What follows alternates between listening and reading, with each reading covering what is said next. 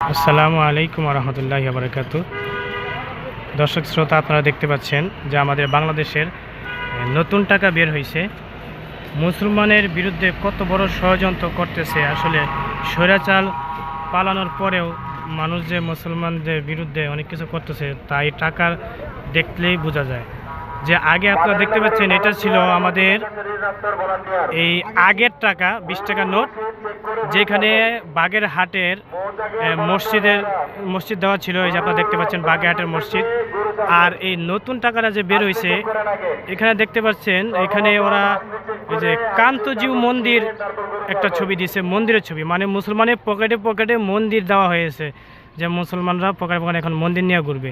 আর আগে ছিল আমাদের বাগেরহাটের ঐতিহ্যবাহী একটা মসজিদের, 92 ভাগ মুসলমানের দেশে কি ষড়যন্ত্র চলতেছে। আমরা যে ফেসবুকে এতদিন দেখছিলাম যে মন্দিরের ছবি দেওয়া হয়েছে, আসলে তা সত্য, কিন্তু কিছু কিছু রিপোর্টার ওরা বলছে তা নাকি সত্য না। কিন্তু এখন তো আমরা হাতে কলমে পাইতেছি, এই যে এই ছোটো ভাইয়ের কাছে ওনারা এই ছোটো ভাইয়ের আব্বু টাকাটা আনছে। এই দেখছেন আপনারা, কান্তজিউ মন্দির ছবি দেওয়া হয়েছে।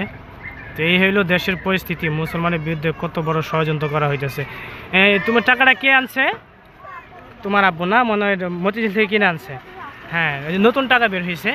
তো এই হইল দেশের পরিস্থিতি।